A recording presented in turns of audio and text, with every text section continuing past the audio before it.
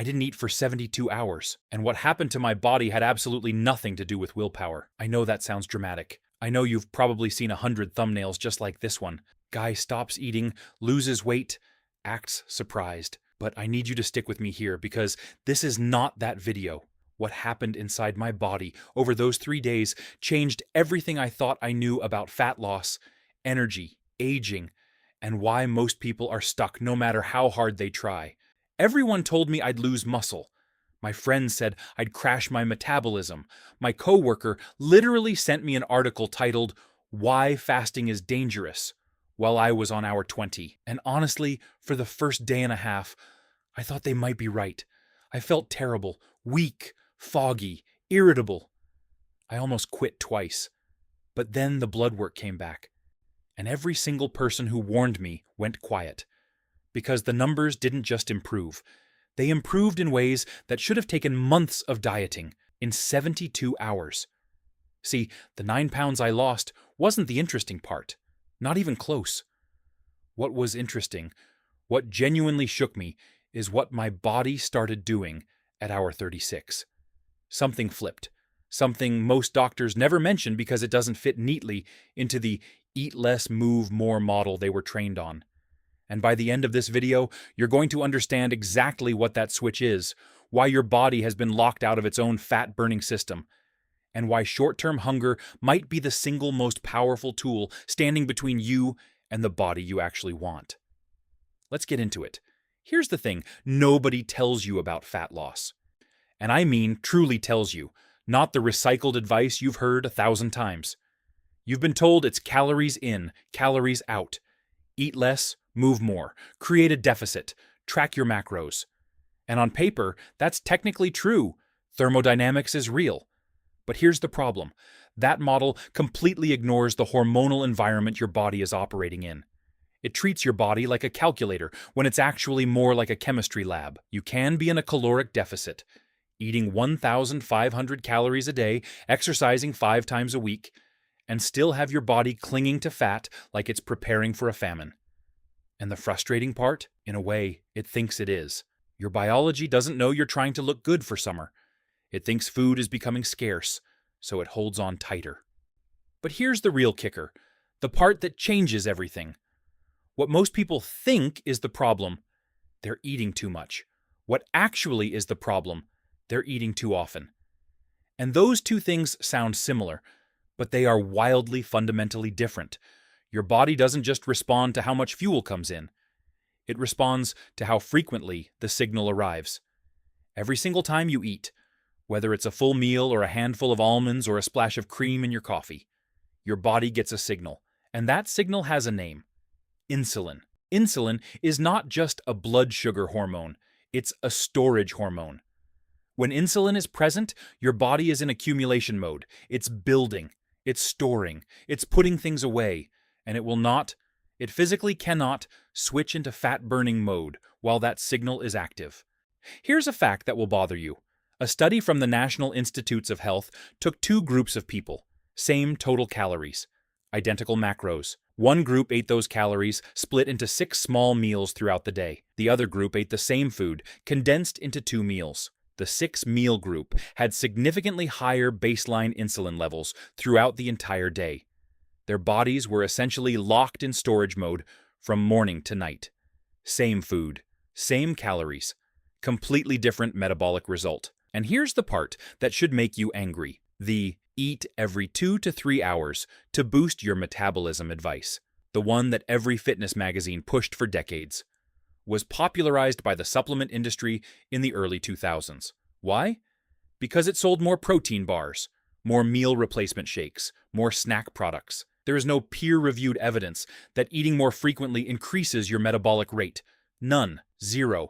It was marketing dressed up as science, and it rewired an entire generation's relationship with food. So, with that foundation in place, let me tell you what actually happened when I stopped sending that signal for 72 straight hours.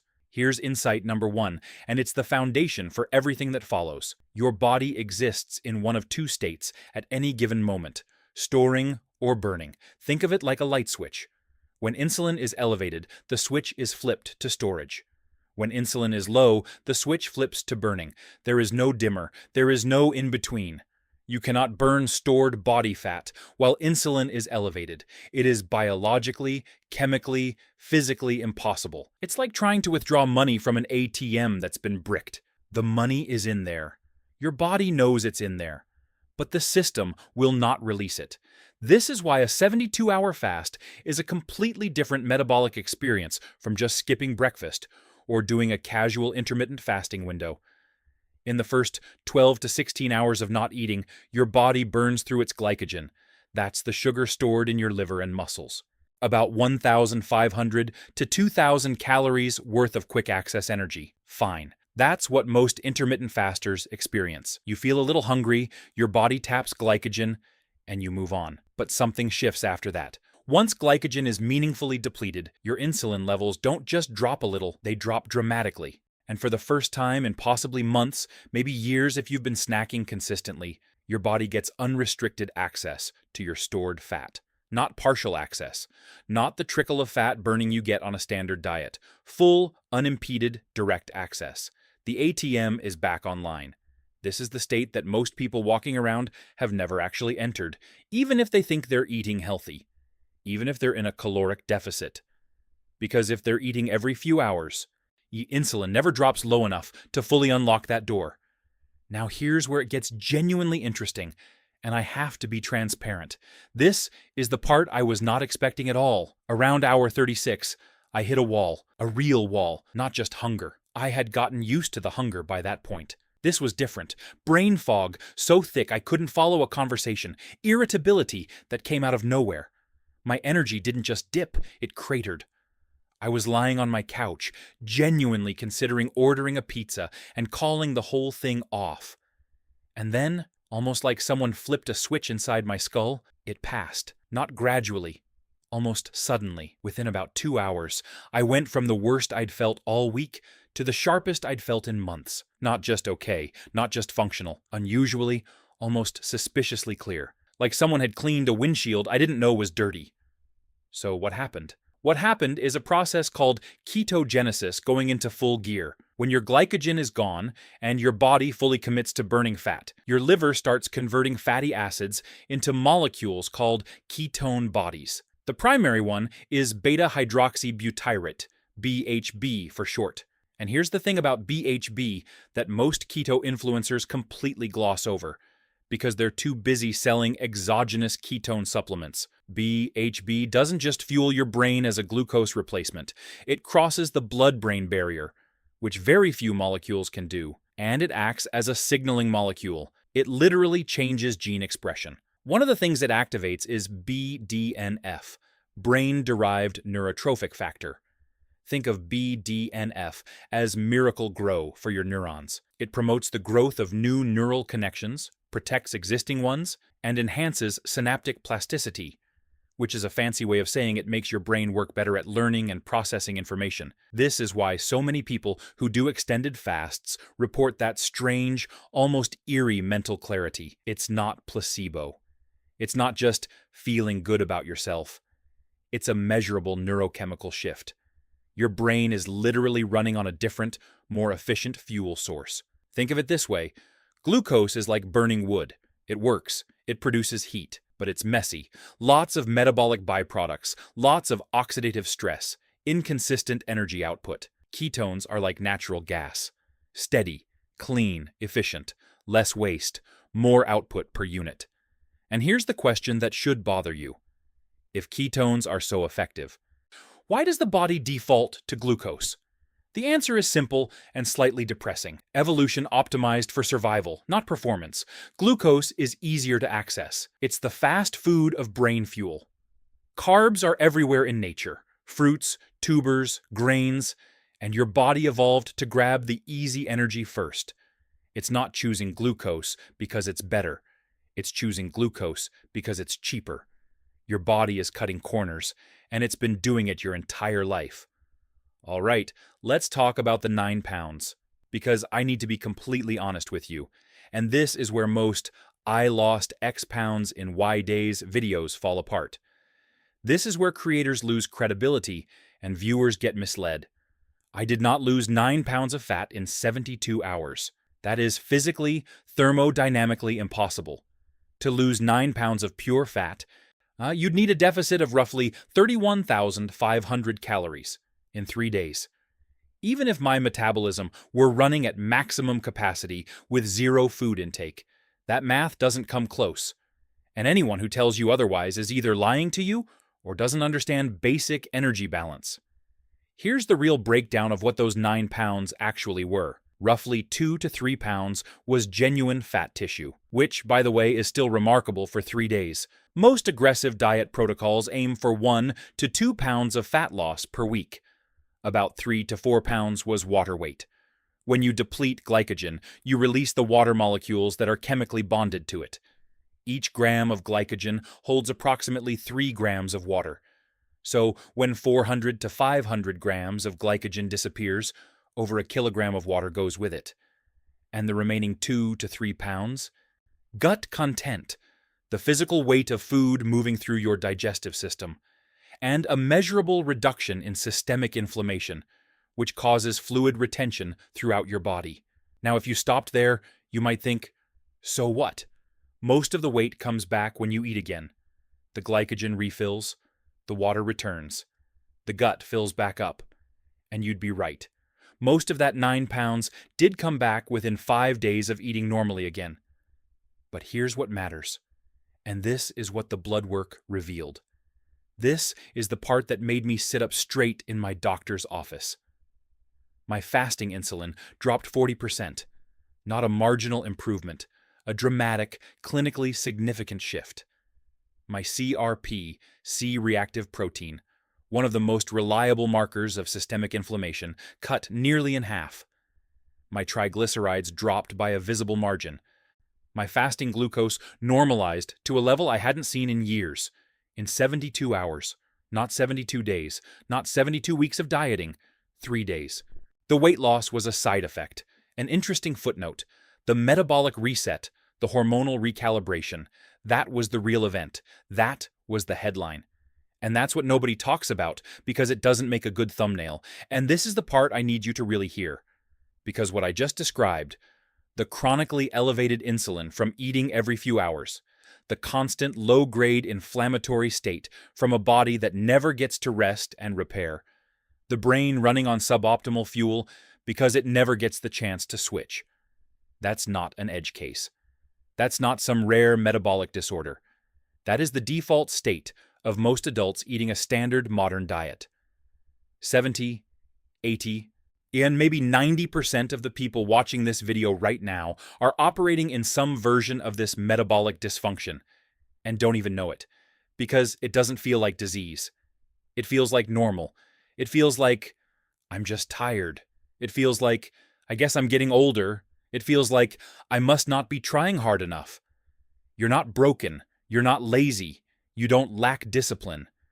Your body is responding exactly as it was designed to respond, to an environment it was never, ever built for. You're running ancient survival hardware in a world of 24/7 food access, artificial lighting, chronic stress, and highly engineered, hyper-palatable food products designed by scientists to make you eat more. And that mismatch is silently, gradually degrading your metabolic health every single day you don't give your body a break. All right, there's one more thing that kicks in during an extended fast that honestly deserves its own entire video, but I need to at least introduce it here because it might be the most important piece of the puzzle. Autophagy. The word literally means self-eating in Greek, and it sounds alarming, but it's actually one of the most elegant processes in human biology. Around hour 24 to 48 of fasting, your body begins systematically identifying and breaking down damaged, dysfunctional, and aging cellular components, and recycling them for energy and raw materials. Think of it as your body running a deep clean protocol. It's going through every cell, flagging the broken parts. Senescent cells that have stopped dividing, but are still taking up space and secreting inflammatory signals. Misfolded proteins that can accumulate into neurodegenerative disease, damaged mitochondria that are producing more oxidative stress than energy, and it's either repairing them or breaking them down entirely and using the parts to build something new. This is your body's built-in anti-aging, anti-cancer, anti-neurodegeneration maintenance system. And it won a Nobel Prize in Medicine in 2016 when Yoshinori Osumi's research finally mapped its mechanisms.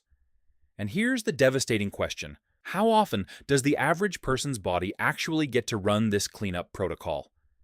The answer, for most people eating 3 meals and 2 snacks a day, drinking caloric beverages between meals, and never going more than 4 to 5 waking hours without eating, is almost never. Autophagy requires sustained low insulin and low amino acid availability. If you're eating every few hours, this process barely initiates before the next meal shuts it down. You're essentially telling your body, don't bother cleaning up, more supplies are incoming, just keep building. Imagine never cleaning your house, never taking out the trash, never fixing a leaky pipe. For years. That's what's happening at a cellular level in most people's bodies, and we wonder why chronic disease rates keep climbing. So let me close the loop on all of this.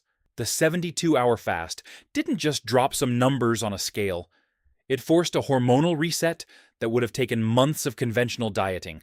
It switched my brain to a cleaner, more efficient fuel source. It triggered deep cellular repair and cleanup that my body hadn't run in who knows how long. And according to actual laboratory blood work, not feelings, not anecdotes, not how my genes fit, it reversed weeks, possibly months of accumulated metabolic damage in 3 days.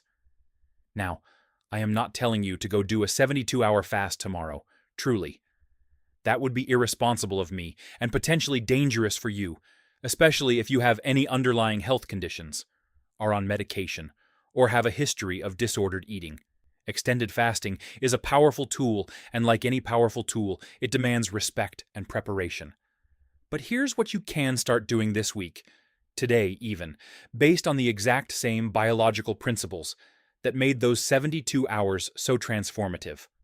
First, compress your eating window. Start with a simple 16 to 8 protocol. Eat within an 8-hour window, say noon to 8 p.m., and fast for the remaining 16 hours. This single change drops your baseline insulin significantly compared to the standard 3 meals plus snacks approach. And here's the key. Don't change what you eat yet. Don't try to overhaul your diet and your timing simultaneously. Just change when you eat. Give your body 16 uninterrupted hours of low insulin access to your stored fat every single day.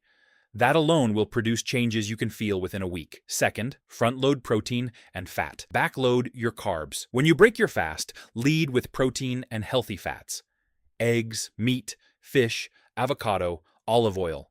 Push your starchy carbohydrates, rice, potatoes, bread, to your last meal of the day. Here's why this matters. Protein and fat trigger a significantly lower insulin response than carbohydrates. So by front-loading them, you extend that fat-burning window even further into the day, and carbs at the end of the day actually work in your favor. They take advantage of the improved insulin sensitivity from your fasting period, and they support serotonin and melatonin production, which means better sleep. Better sleep means lower cortisol. Lower cortisol means less belly fat storage. It's a cascade. Third, once you're comfortable with 16 to 8, and it feels easy, which it will, usually within 2 to 3 weeks. Try 1 full 24-hour fast per month. Dinner to dinner. You eat dinner on Monday, you don't eat again until dinner on Tuesday. You'll be asleep for a third of it. This gets you into the deeper glycogen depletion zone and starts to brush up against the early stages of meaningful autophagy. It's not extreme. It's not punishment.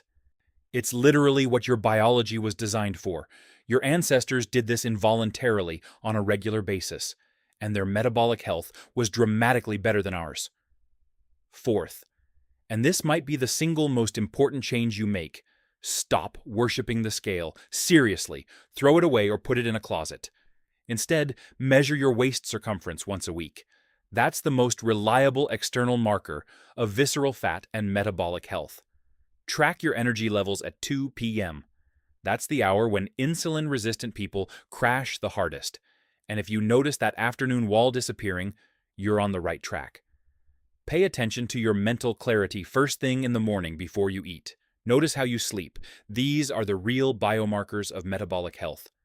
The scale is the noisiest, least useful, and most psychologically destructive metric you own. It measures everything: water, food, muscle, bone, inflammation, and tells you nothing specific about any of them. Here's what I keep thinking about, weeks after this experiment ended.